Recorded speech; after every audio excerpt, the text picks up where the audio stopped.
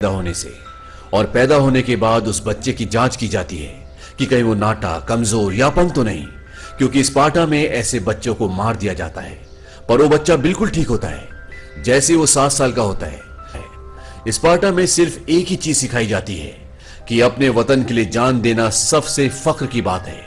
Training में उसे लड़ाया जाता, पीटा जाता, और ट्रेनिंग के खत्म होने के बाद उसे इम्तिहान के लिए खौफनाक जंगल में भेज दिया गया। और उस सर्द रात में, उस खौफनाक जंगल में उसका सामना होता है खूंखार भेड़िए से, पर वो उसे मार देता है।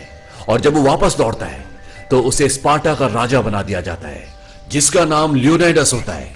धीरे धीरे वक्त बीतता है और 30 साल बाद लियोनाइडस के पास एक दूत आता है, और ये दूत फारस का होता है, और इनके राजा का नाम है जर्क्सीस, जिसके पास एक बहुत बड़ी सेना है। लियोनाइडस बोलता है कि कहो दूत, मैं तुम्हारे लिए क्या कर सकता हूं, क्या पैगाम है? वो बोलता है कि जमीन और पानी।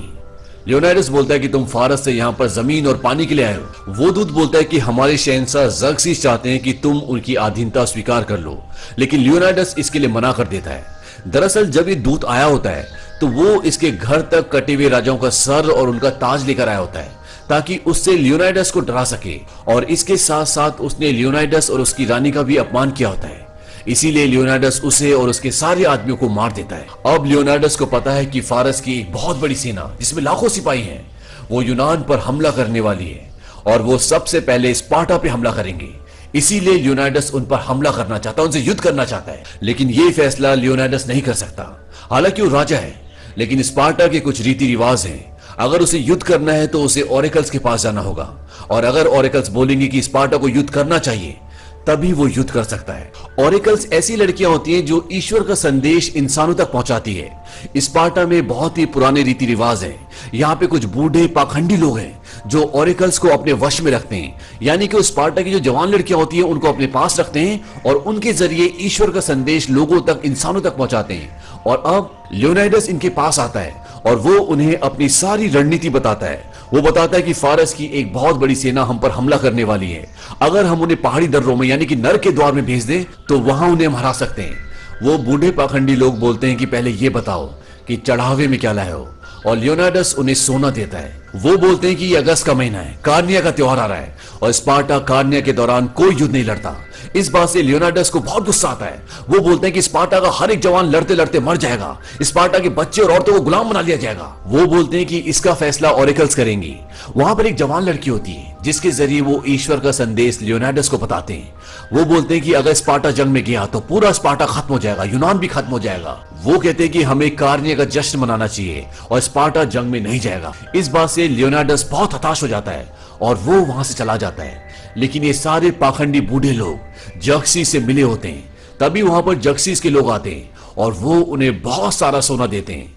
दरअसल ये पूरा संदेश गलत होता है, क्योंकि उन्होंने लालच में ये उसे बताया होता है, क्योंकि वो चाहते हैं कि स्पार्टा खत्म हो जाए, और स्पार्टा खत्म हो गया तो फारस का राजा जर्क्सीस उन्हें बहुत सारा सोना देगा, उन्हें नई नई लड़कियां देगा, जो ये बूढ़े पाखंडी लोग चाहते हैं। अब लियोनाइडस बहुत परेशान हो जाता है, क्योंकि वो जंग पर नहीं जा सकता। उसकी रानी उससे बोलती कि हमारे राजा इतने परेशान क्यों हैं? वो बोलता है कि मैं उस चीज को खत्म होते हुए नहीं देख सकता जिसे मैं सबसे ज्यादा प्यार करता हूं। उसकी रानी बोलती कि आप ये मत सोचिए कि आप एक राजा हैं, एक पति हैं या एक पिता हैं। आप ये सोचिए कि आप एक आजाद इंसान हैं, और ऐसी स्थिति में एक आजाद इंसान जो कर सकता है आप वही करिए। और अगले दिन लियोनाइडस अपने 300 लोगों को बुलाता है, और ये स्पार्टा के सबसे बहादुर सैनिक होते हैं। इनसे अच्छे योद्धा पूरे स्पार्टा में नहीं है। और ये 300 लोग ये तय करते हैं कि ये जर्क्सीस की लाखों की सेना का मुकाबला करेंगे। हालांकि ये जानते हैं कि वहां पर मौत है, लेकिन ये मरने से नहीं डरते। अब जब ये जा रहे होते हैं तभी वहां पर इसी राज्य के कुछ सांसद आ जाते हैं। वो बोलते हैं ओरेकल्स बोल चुके हैं, पुजारी बोल चुके हैं, आप अपनी फौजों के साथ जंग पर नहीं जा सकते। लियोनाइडस बोलता है कि मैं जंग पर नहीं जा रहा, मैं घूमने जा रहा हूं, और ये 300 सिपाही ये मेरे अंगरक्षक हैं। अब इन्हीं सांसदों में एक सांसद होता है जिसका नाम होता है थेरोन, और ये जर्क्सीस के साथ मिला हुआ होता है, और इसी ने पुजारियों को खरीदा होता है, और ये चाहता है कि स्पार्टा हार जाए, ताकि स्पार्टा हारने के बाद पूरा चार्ज, पूरी कमांड इसे मिल जाए। लेकिन जब लियोनाइडस बोलता है कि मैं जंग पर नहीं घूमने जा रहा हूं, तो इस सांसद की पूरी चाल बेकार हो जाती है, और लियोनाइडस अपने लोगों के साथ नर के द्वार की ओर चला जाता है, क्योंकि वहां पर जर्क्सीस की सेना आने वाली है। अब जब ये जा रहे होते हैं तो ये दिखाते हैं कि एक आदमी इनका पीछा कर रहा होता है। ये कुबड़ा है जिसके पास एक ढाल और एक भाला है, और इनकी सेना धीरे धीरे आगे बढ़ती चली जाती है, और रास्ते में गांव पड़ता है जिस पूरे गांव को किसी ने जला दिया होता है। और ये देखकर इन सबको बहुत गुस्सा आता है। तभी वहां पर एक बच्चा आता है जो अधमरी हालत में होता है और लियोनाइडस के पास आते हुए गिर जाता है और वो बोलता है कि यहाँ पे शैतान राक्षस आए थे जिनके पंजे थे और उन्होंने सबको मार दिया। ये सुनने के बाद लियोनाइडस की सेना का एक आदमी बोलता है कि फारसी भूतों के बारे में सुना था, इन्हें मारा नहीं जा सकता। लियोनाइडस बोलता है कि इन्हें मारा जा सकता है कि नहीं, इसका फैसला हमारी तलवार करेगी। और वो वहां से आगे बढ़ जाते हैं और ये संकरे रास्ते से होते हुए समंदर के किनारे पहुंच जाते हैं और समंदर में बहुत सारे फारसी जहाज होते हैं जो सब इन्हीं की तरफ आ रहे होते हैं। और तभी बारिश शुरू हो जाती है, बिजली चमकना शुरू हो जाती है और समंदर में एक बहुत बड़ा तूफान आता है जिसकी वजह से वो सारे के सारे जहाज समंदर में पानी में डूब जाते हैं और सारे के सारे यूनानी खुशियां मनाते हैं। लेकिन सिर्फ एक आदमी शांत होता है और वो होता है लियोनाइडस। अब इन्हें लगता है कि फारसी तबाह हो चुके हैं, लेकिन जब ये पहाड़ी की दूसरी चोटी से देखते हैं तो वहां पर देखते हैं कि हजारों जहाज वहां पहुंच चुके हैं और फारसियों की तादाद लाखों में है जिन्हें हरा पाना मुश्किल ही नहीं नामुमकिन है। लेकिन इनकी रणनीति के मुताबिक जिन पहाड़ियों पर ये हैं उन्हें नर्क का द्वार कहा जाता है और यहाँ के रास्ते बहुत संकरे हैं और यहाँ से बाहर जाने का यानी कि यहाँ से स्पार्टा जाने का एक ही रास्ता है और उन संकरे रास्तों में ये इस पूरी सेना से लड़ सकते हैं क्योंकि इन रास्तों में फारस की पूरी सेना इनके साथ एक साथ नहीं लड़ सकती, उन्हें कुछ कुछ करके आना पड़ेगा। और अब राजा लियोनाइडस अपने सेनापति से पूछता है क्या हमारे पीछे आने का कोई और रास्ता है। उसका सेनापति बोलता है कि नहीं, ऐसा कोई रास्ता नहीं है। तभी वहां पर एफियाल्टिस आ जाता है। वो बोलता है कि राजा साहब पश्चिम की चट्टान से एक रास्ता है, वो चरवाहों का रास्ता है। अगर फारस की सेना वहां से आ जाए तो वो हमें चारों तरफ से घेर सकती है। ये वही कुबड़ा इंसान है जो पूरे सफर में इनका पीछा कर रहा होता है और वो राजा से बोलता है कि मैं भी आपकी मदद करना चाहता हूं, मैं भी लड़ना चाहता हूं, मैं फारसियों को मारूंगा। लेकिन उसकी शारीरिक स्थिति ऐसी नहीं होती कि वो युद्ध में लड़ सके। लियोनाइडस बोलता है कि तुमने तो स्पार्टन योद्धा के कपड़े पहने हुए हैं। एफियाल्टिस बोलता है कि मेरे पिता एक योद्धा थे, वो स्पार्टन थे, लेकिन जब मैं पैदा हुआ तो मैं अपंग पैदा हुआ और इसीलिए मेरे माँ बाप को स्पार्टा छोड़ना पड़ा, नहीं तो मुझे स्पार्टा में फना कर दिया जाता। क्योंकि स्पार्टा में अपंग बच्चों को मार दिया जाता है, इसीलिए उन्हें स्पार्टा छोड़ना पड़ता है। एफियाल्टिस बोलता है कि मुझे मेरे पिता ने युद्ध करना सिखाया, लड़ना सिखाया। लियोनाइडस बोलता है कि तुम अपनी ढाल को उठाओ, जितना ऊपर उठा सकते हो, लेकिन एफियाल्टिस उसे नहीं उठा पाता क्योंकि ढाल बहुत भारी होती है। लियोनाइडस बोलता है कि मैं तुम्हारी हिम्मत की, तुम्हारे जज्बे की कद्र करता हूं, लेकिन तुम जंग में लड़ नहीं सकते क्योंकि हर एक योद्धा अपने बाईं तरफ के योद्धा की अपनी ढाल से सर से लेकर पैर तक रक्षा करता है और एक कमजोर कड़ी हम सबको खत्म कर सकती है। इसीलिए लियोनाइडस बोलता है कि अगर तुम मदद करना चाहते हो तो जंग में जो जख्मी हो जाते हैं उनकी मदद करो, ये एक बड़ी मदद होगी। लियोनाइडस बोलता है कि मुझे माफ करना मेरे दोस्त, और वो वहां से चला जाता है। इस बात से एफियाल्टिस का दिल टूट जाता है क्योंकि वो एक योद्धा बनकर अपने माँ बाप का नाम रोशन करना चाहता है। और अब जब लियोनाइडस ने उसे मना कर दिया है तो वो गुस्से में अपना भाला ढाल सब फेंक कर वहां से चला जाता है। वहीं अब फारसी आगे बढ़ते हैं और ये 300 स्पार्टन्स उन सब का मुकाबला करते हैं और वो ज़र्क्सिस के हजारों लोगों को मार देते हैं और इन 300 लोगों को एक बहुत बड़ी जीत हासिल होती है। और इसके बाद ज़र्क्सिस खुद लियोनाइडस से मिलने के लिए आता है। लियोनाइडस बोलता है कि लगता है तुम हो ज़र्क्सिस। ज़र्क्सिस बोलता है कि तुम्हारा कबीला बेमिसाल है और तुम एक देवता के सामने खड़े होकर भी बेखौफ हो, लेकिन मेरे खिलाफ खड़े होना अक्लमंदी नहीं है। लियोनाइडस बोलता है कि तुम्हारे पास गुलाम ज्यादा और योद्धा कम है और बहुत जल्द उन्हें तुम्हारे हंटरों से ज्यादा स्पार्टन भालों से खौफ होगा। ज़र्क्सिस बोलता है कि वो हमारे हंटरों से नहीं, वो डरते हैं हमारी रूहानी ताकत से। तुम मेरे साथ मिल जाओ, मैं एक मेहरबान देवता हूं, मैं तुम्हें पूरे यूनान का जंगी सरदार बना दूंगा।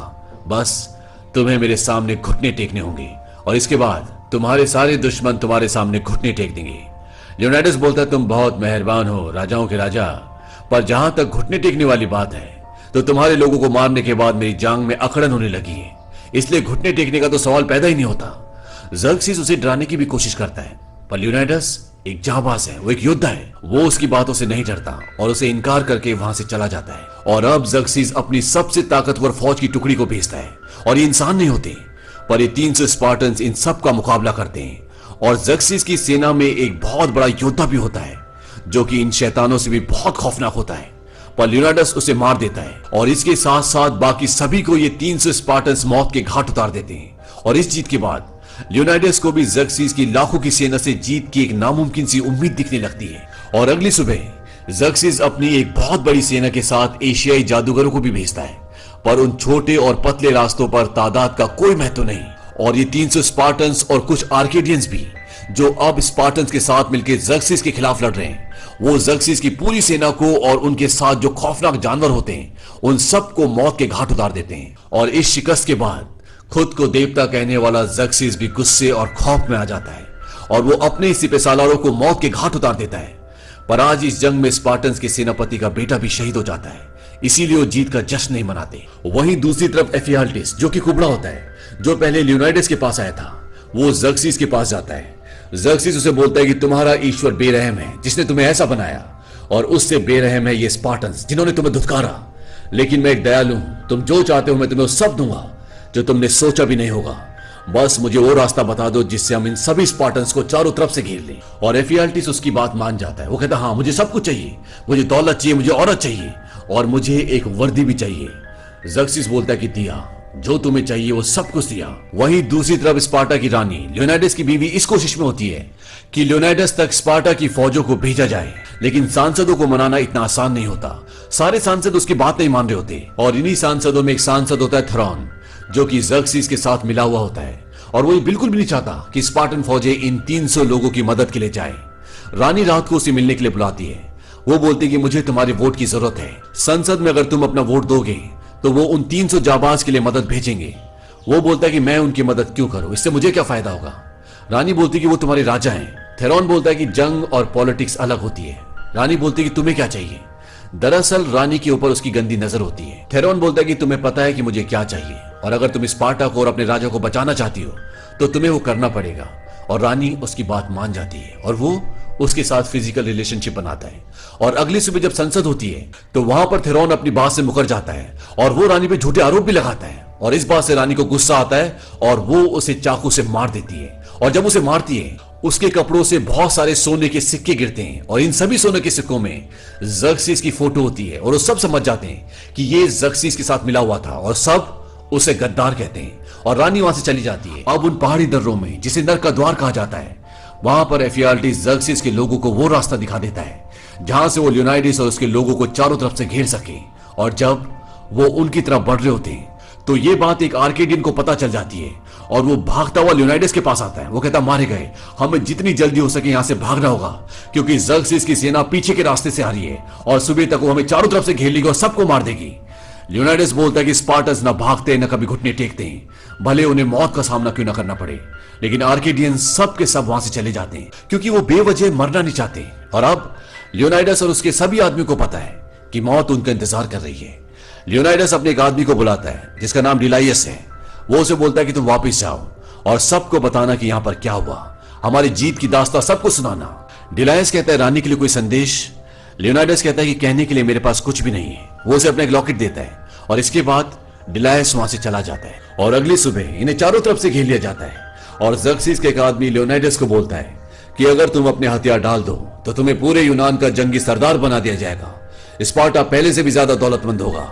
बस तुम्हें ज़र्क्सिस के सामने अपने हथियार डालने होंगे, अपने घुटने टेकने होंगे और शहंशाह ज़र्क्सिस का हुक्म मानना पड़ेगा। यहां पर एफियाल्टिस भी होता है, वो कुबड़ा जिसने इन्हें पीछे का रास्ता बताया होता है।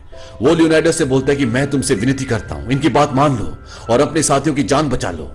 लियोनाइडस को वो रात याद आती है जब उसने उस सर्द रात में उस खूंखार भेड़िए का मुकाबला किया था और उसे मौत के घाट उतार दिया था। अब लियोनाइडस अपना कवच उतार देता है, अपनी ढाल फेंक देता है और एफियाल्टिस को बोलता है कि मेरे भाई, तुम्हारी उम्र बहुत लंबी हो। और इसके बाद वो अपना भाला भी फेंक देता है और घुटनों के बल बैठ जाता है। उसे अपनी पत्नी याद आती है जिससे वो बहुत प्यार करता है। और तभी लियोनाइडस अपने एक आदमी को आवाज लगाता है, स्टालियस! और स्टालियस भागता हुआ आता है और लियोनाइडस के ऊपर पैर रखकर उछलता है और ज़र्क्सिस के दूत को अपने भाले से मौत के घाट उतार देता है। ज़र्क्सिस बोलता है, खत्म कर दो इन सबको।